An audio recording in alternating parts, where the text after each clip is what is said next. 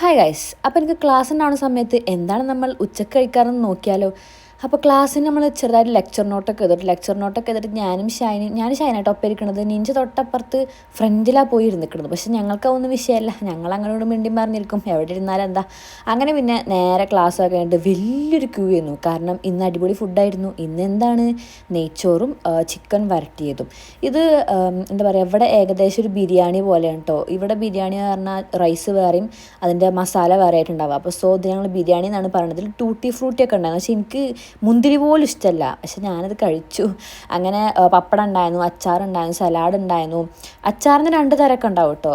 Food എന്നൊക്കെ പറഞ്ഞ ഇവിടുത്തെ ഫുഡ്, ഈ ഫുഡ് കാണുമ്പോഴാണ് എനിക്ക് തിരിച്ച് വീട്ടിൽ പോകാൻ തോന്നാത്തത്. അത് ഫുഡ് ഇത്ര വെറൈറ്റി ഉണ്ടെന്ന് മാത്രമല്ല അടിപൊളി ടേസ്റ്റുമാണ്.